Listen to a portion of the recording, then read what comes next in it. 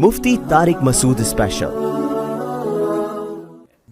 ये बहुत अहम मसला है जो मैं भी पढ़ने लगा हूँ। लड़की ने जुदाई के गम में खुदकुशी कर ली, गुनाहगार क्या बॉयफ्रेंड होगा? वो तो कह रहे हैं अली ने एक लड़की से वादा किया कि मैं तुमसे शादी, इसको जैद कर दें, जैद ने एक लड़की से वादा किया कि मैं तुमसे शादी करूंगा, बाद में जैद ने इस लड़की को छोड़ दिया, इस वजह से लड़की ने खुदकुशी कर ली। हमारे यहाँ जो फ़र्जी नाम है ना वो जैद इस्तेमाल होता है आमतौर पे, तो वो लड़की ने खुदकुशी कर ली। अब क्या इसकी जिम्मेदारी जैद पर आयद होगी या नहीं? भाई कोई जैद साहब बयान सुन रहे हो तो नाराज़ ना हो, ये आपके बारे में नहीं है, वैसे ही एक नॉर्मली एक फ़र्जी नाम है जैद। हाफिज़ अली शान ने यह मसला पूछा है, तो अगर हम उसको यूं ही करते हैं, हाफिज़ अली शान ने अगर एक लड़की से वादा किया कि मैं तुमसे शादी करूंगा, तो फ़र्जी नाम शान ही कर लेते हैं फ़िलहाल। देखें ये जो है ना आजकल लड़के इस तरह के लड़कियों से वादे करते हैं। मैं एक दफ़ा यानी 6-7 साल पुरानी बात है, कराची में औरंगी टाउन का एरिया है, मैं वहाँ गया किसी हॉस्पिटल में, हम अपने दोस्त के साथ, दोस्त की तबीयत ख़राब थी, इमरजेंसी में जाना पड़ा हमें। तो रात को मैंने बहुत सारे केसेस देखे कि लड़कियाँ आ रही हैं, खुद कोई ने ब्लीच पिया हुआ है, किसी ने जहर पिया हुआ है, किसी ने क्या पिया हुआ है, और ड्रिपें लग रही हैं। डॉक्टरों ने मुझे बताया कि ये रोज़ के केस हैं।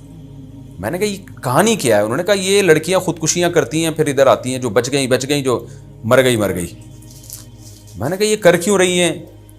तो उन्होंने बताया कि जी ये औरंगी टाउन ज़ाहिर है ज़रा गरीब सा इलाका है, बहुत ज़्यादा मालदार नहीं है, गरीब तो नहीं लेकिन बहुत पोश एरिया भी नहीं है। तो उन्होंने बताया कि बड़े बड़े इलाकों के जो मालदार लड़के लड़कियों से दोस्तियाँ करते हैं, पैसे देते हैं, इनको लारे रप्पे देते हैं, शादियों की लालच देते हैं, फिर उनको यूज़ करते हैं, और इन लड़कियों के माँ बाप को पता भी नहीं होता कि हमारी बच्चियाँ कहाँ जा रही हैं, क्या कर रही हैं। वो समझ रहे होते हैं कि यूनिवर्सिटी जा रही है लड़की, कॉलेज जा रही है, और लड़के इस तरह इस्तेमाल करते करते जब दिल भर जाता है तो उनको रिजेक्ट कर देते हैं, मुस्तरद कर देते हैं, फिर किसी दूसरी लड़की से दिल लगाते हैं। तो नतीजे में वो लड़की टेंशन डिप्रेशन में जाके ये करती है जो यहाँ कर रही है।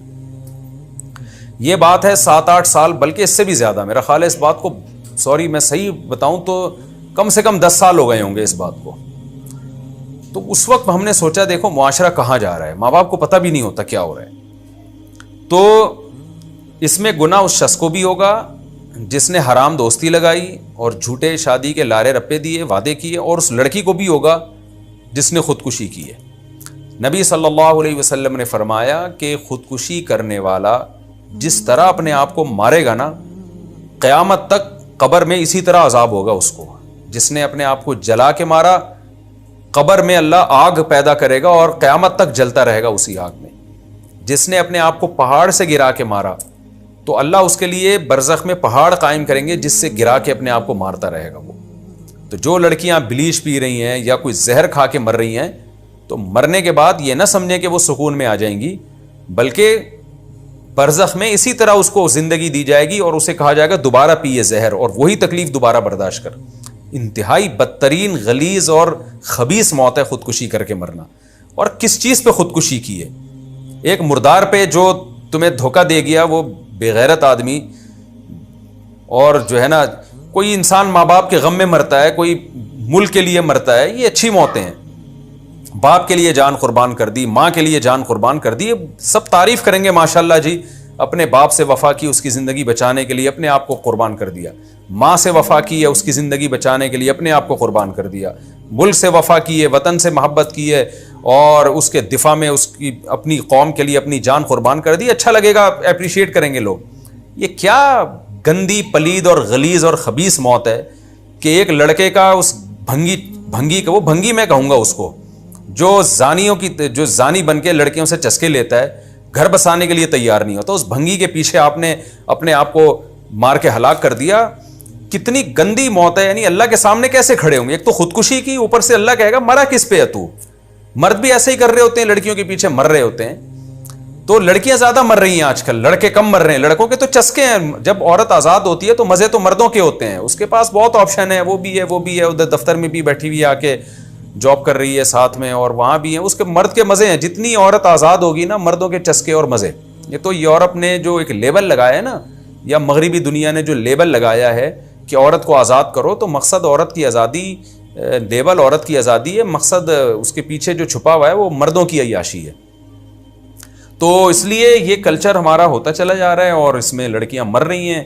को एजुकेशन सिस्टम है जिसके ख़िलाफ़ हम आवाज़ नहीं उठाते, हमारी गवर्नमेंट भी सो रही है, हमारी दीनी तंजीमें भी उसके ख़िलाफ़ नहीं बोलती। पूरी दुनिया में तो हो गया है, पाकिस्तान में भी हो गया है बहुत हद तक। को एजुकेशन सिस्टम, लड़के लड़कियां बैठते हैं आपस में, गपशप होती है, मेल्स को फीमेल टीचर पढ़ा रही है, फीमेल को मेल पढ़ा रहा है, आपस में जो ब्रॉड माइंडेड बने हुए हैं बस बहुत ज़्यादा कि कुछ नहीं होता। ये हो रहा है ना, कुछ क्यों नहीं होता, इस दुनिया के सामने नहीं है जो कुछ हो रहा है। खुदकुशियाँ, आप जाओ ज़रा हॉस्पिटल बड़े बड़े जाके देखो कितने केसेस आ रहे हैं खुदकुशियों के।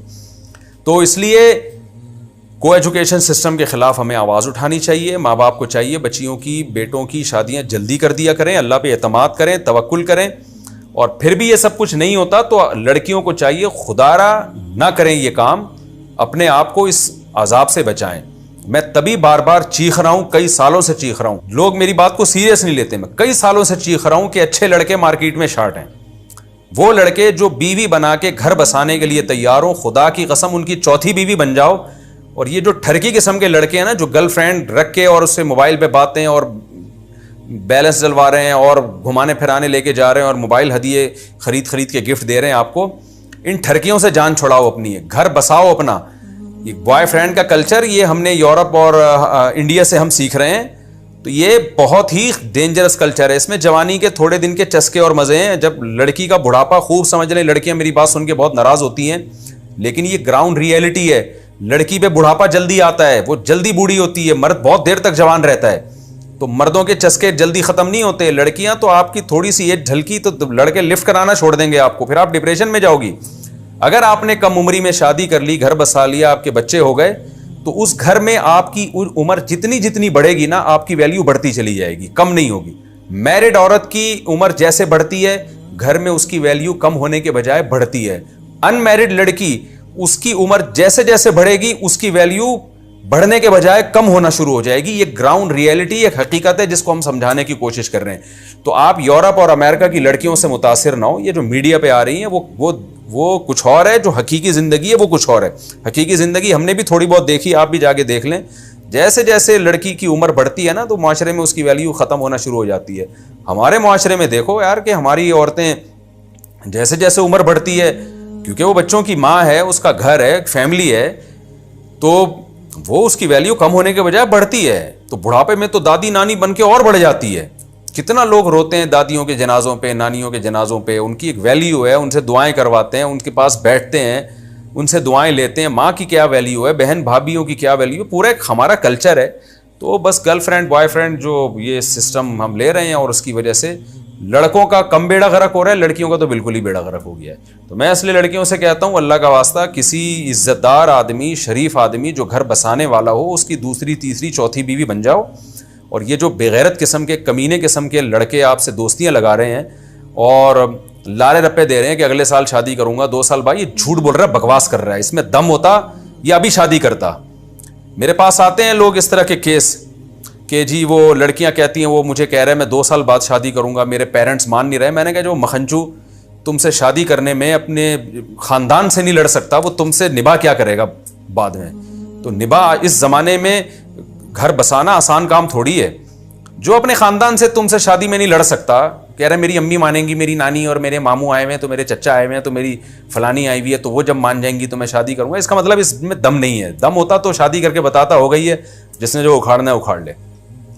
तो इसलिए मैं बार बार लड़कियों से कहता हूँ, ये कॉलेज यूनिवर्सिटियों की लड़कियों से, कि आप कोई बंदा इंसान का बच्चा हो ना, जो वो घर बसा रहा हो। कोई भी आपको प्रपोज करता है, आप जैसे ही प्रपोजल आए ना आपके लिए, फौरन आप कहें भाई शादी करने के लिए एग्री हो या नहीं हो।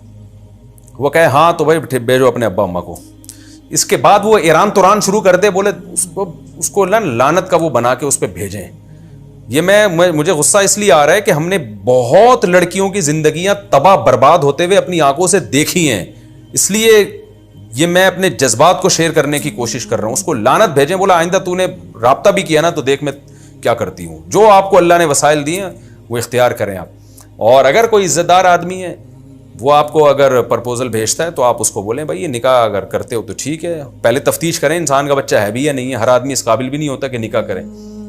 और अगर वो राजी हो जाता है और कह रहे मेरी अम्मी और मेरे चाचू, इसका मतलब इसमें दम नहीं है, ये नहीं रख सकता, तो दम वाले से कर लें। वो ज़्यादा अच्छा घर बसा सकता है इंशाल्लाह, वरना वो सारी ज़िंदगी अपने ख़ानदान की भेंट ही चढ़ा देगा आपको। तो ये जो ख़ुदकुशियाँ हो रही हैं ना, ये सवाल तो क्या पूछा था, हम किधर से किधर निकल लिए। ये पूछा था कि जी लड़की ने जुदाई के गम में ख़ुदकुशी कर ली तो उस बॉयफ्रेंड को भी गुनाह मिलेगा? उसको तो गुनाह मिलेगा ही मिलेगा, लेकिन इसको भी कोई सवाब नहीं मिलने वाला, इसको ज़्यादा गुनाह मिलेगा। वो ज़रिया बना है, की तो इसने है ना खुद, तो उसको इसका तो गुनाह मिलेगा, उसने मुआहदा करके तोड़ा क्यों। लेकिन इसको जो गुनाह मिलेगा वो कबीरा गुनाह, जो अपने आप को कत्ल करने का गुनाह, जो बहुत बड़ा गुनाह है, जिसके बाद तौबा का दरवाज़ा ही बंद हो जाता है। इंसान मरने से पहले तौबा करता है ना, या तो मरा, और ख़ुदकुशी करने वाले की तो नबी ने नमाज जनाजा नहीं पढ़ाई है। तो इसलिए ये बहुत ही गंदी मौत है। अल्लाह हम सबको इस गलीज़ और ख़बीस और पलीद मौत से अल्लाह हम सब की हिफाजत करे।